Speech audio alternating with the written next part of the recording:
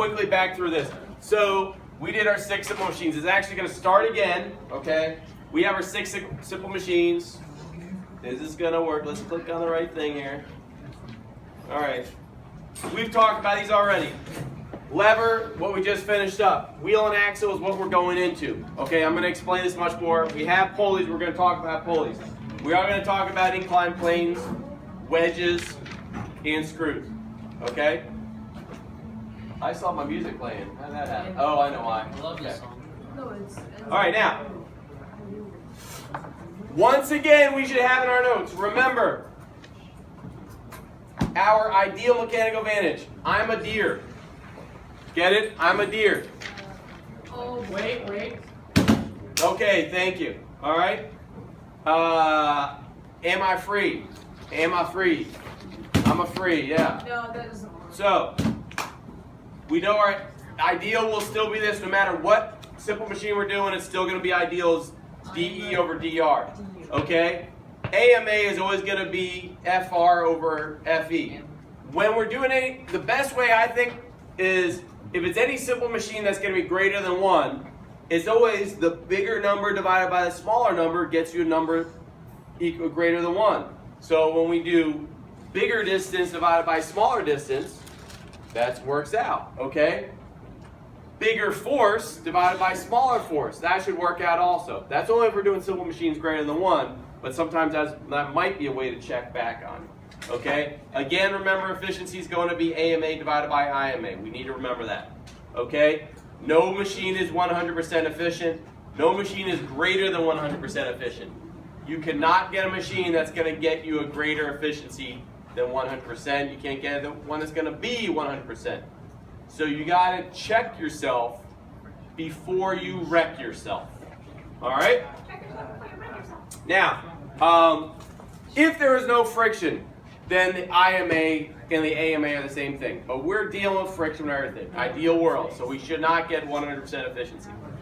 All right. We did this already. We should remember our levers. And now, again, you have your formula sheet that shows these. Okay? This will answer the question at the end just so we can review and finish up with levers. When we have a first-class lever, okay, mechanical advantage would be 1 if the distances are the same. Most of the time we do levers, most of the time we do a mechanical advantage, we want one greater than 1. Most of the time, all right? If the distance, if the effort is farther away, I'll do this one. If the effort was farther away from the fulcrum, which is what we usually want, that's how we get a lever that's helpful, greater than 1, okay? There was a question on the question, I don't know what number that was, for part 3, third-class levers. After that, there was a question about, could you get a mechanical advantage less than 1 for a lever, first-class lever? Yeah, you could. If the fulcrum is closer to the side you're pushing on, it's going to be harder for you to push than the weight is. Okay? It all depends on where it is. My resistance on that end, it's going to be a lot harder for me to lift it up. Okay? Hopefully remember that.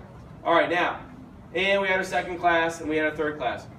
Can you ever have, let me go back. Can you ever have a second class lever with a mechanical advantage less than 1? No. No, because the distance, effort distance is always greater. Can you ever have a third class lever with a mechanical advantage greater than 1? Let me say that, let me ask that again and get everybody to answer it. Can you ever get, everybody to answer it, can you ever get a lever, third class lever, where the mechanical advantage is greater than 1?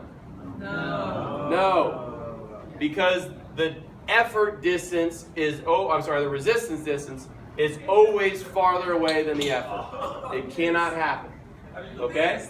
All right. I didn't get the arm. Now, moment, again, is just talking about the force it causes to turn. So remember, when it's in equilibrium, the two sides are equal. The distance times resistance, or distance times force on this side is equal to the distance times force on that side. And that's how we kind of work everything out. Okay? All right. enough of our review. We have that. I'm working on having at least a small little mini quiz on that. I'm working on having it on your LMS soon. I was hoping to have it this class, hopefully next class. By the end of class today, I'm hoping to get your LMS logins so we can finally have a very small, but you can have a quiz to take on this stuff. Okay? Your input's important to me. But that's not input. Do you believe me? No. Good. All right. So that's all that good stuff. I'm getting past here and now going to go to, oh, look at all those problems. Look at all that fun. Okay, here we go. Wheel and axle is this. So wheel and axle means the wheel will be the outer radius. The axle is a smaller radius. Okay? It's just a lever arm that's continued all the way around. Does that make sense? Yeah. Okay. So really it's either a second or a third class lever. Because the axle is going to be a very small number here. Right? The axle is going to be a much smaller radius on the inside. The wheel is going to be the much bigger radius. It's just that it's continued all the way around. Okay? Now it depends what part you put the effort on. If I'm the one turning the wheel here, then my effort is the outside one. What would that be? A second or third class lever. If I'm the one, I turn the wheel with my own hands. My effort's on the outside. Is that a second or a third class lever? That's a second one because my effort is farther than my resistance. Okay? So the effort, it depends on where we're applying the effort. It could be in either spot. All right? If it's a car driving, okay, if I'm actually using the engine to turn the wheel to drive a car, would that be a second or a third class lever? Where's the effort applied with my car? Where's the effort going to be applied from the car? The car's applying the effort. Okay? Is it the engine's going to turn the axle to turn the wheel? So where's the engine applying the effort? On the inside, on the axle. So the axle would, so this would be a much smaller distance for my effort. So is that a second or a third class lever? Third class. Third class lever. Okay? The distance here is much smaller. The engine's applying the effort from here. So the engine is applying a much smaller distance for effort to get your resistance.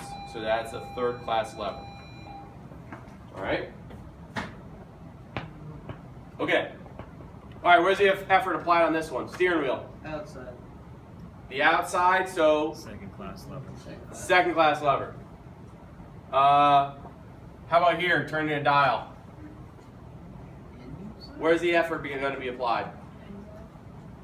Outside, No, actually. outside. Think about have you ever, these are the knobs for whatever. I mean, things are getting more digital anyways. But the knob on the inside is just a very small axle, right? So you'd be really dumb to try to turn it right there. That's why you stick your thumbs further out and push on the ends.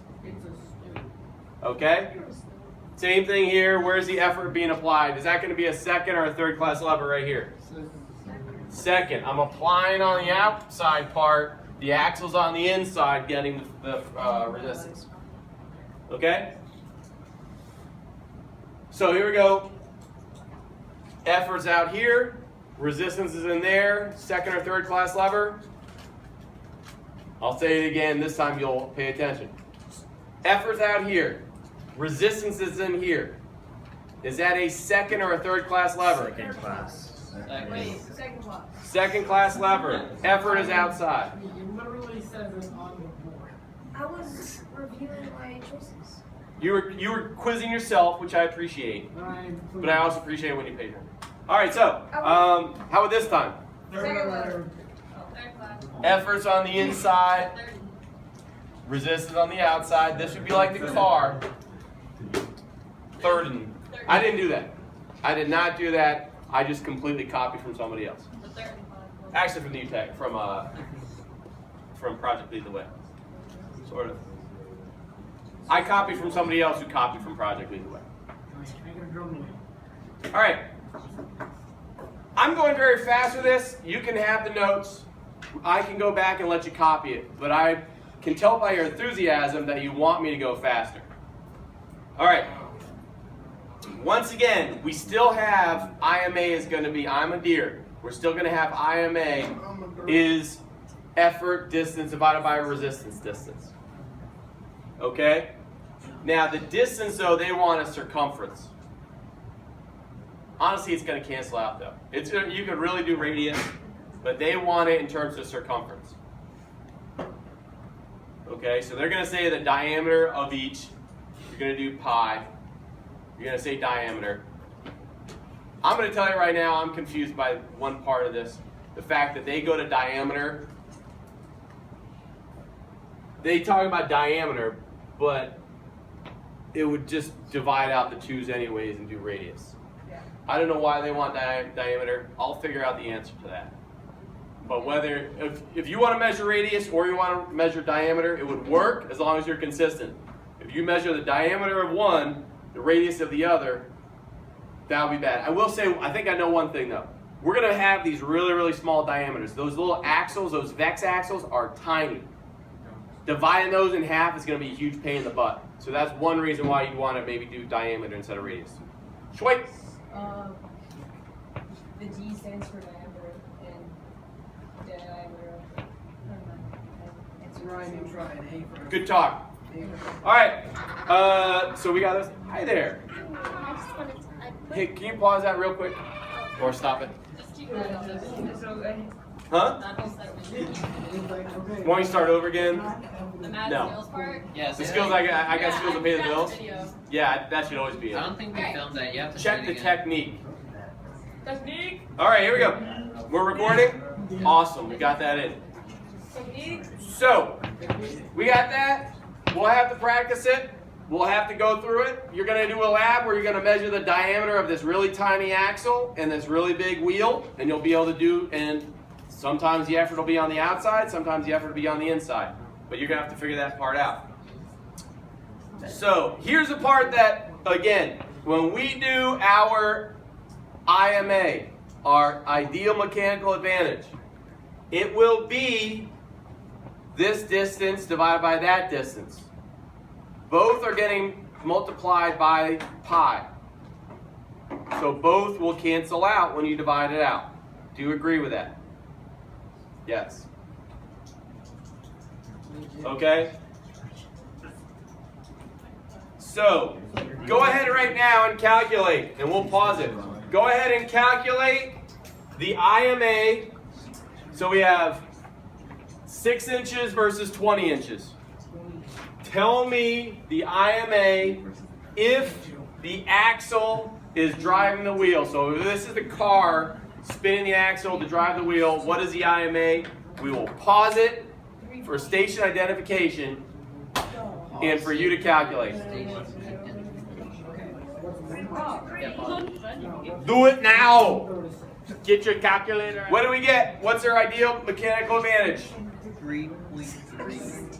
3.3 you repeat. The answer should be 3.3. 0.3. 6 divided by 20. Somebody messed around with my floating decimal, I think. I'm sorry. Wait, what? I thought Ryan, it what was- did you do? I don't want to talk about it. 6 and divided that's by where the 20. effort's coming from. Right? Oh yeah, the effort's there.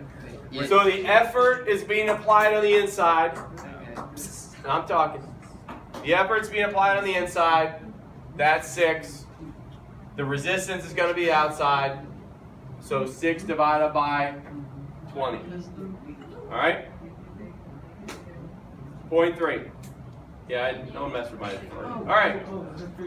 What about the other way around? What if it's the other way? 3.3. 3. If it was the other way, it would be 3.3. Easy enough? Yeah. Okay. Give me DD. Use the wheel axle assembly. Okay, so we could do that. The actual mechanical advantage. Let's do that. I'm gonna let you do the actual mechanical advantage. We need to make sure we're practicing the right stuff for it. Calculate the actual mechanical advantage of it.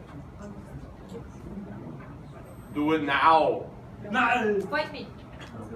Okay. So. I'm not even gonna wait for this one. We won't even pause it. Okay. Is that 70? So my AMA, my actual mechanical advantage is gonna be what? 0.3. We're gonna have FR. My. Oh. Hey, that's what I got. All right, there we go. That's not My FR is going to be Oh, 70. Read the numbers. my FE 200. No, it's Okay. No, it's Oh, I said it the wrong way. I'm Yeah. sorry. I didn't see what happened. FR 200. They changed it, mommy. My FR is going to be Oh, 70. It's back. Yeah, it's backwards. They flipped it. Because aren't Looks like they you? flipped You're it. putting the My effort is going to be from here. Yeah. My effort should be 200. They screwed up the thing. Okay. Yeah, because I got the last one. Like. They must have gone. Oh, it was because they went back to this one. So they changed it to the effort being on the outside. Okay. All right. What else do I want to talk about from here? It's gonna be 70 over 200. All right, let's do these two, and we'll end the lecture here. So go ahead and pause it. We'll do these two.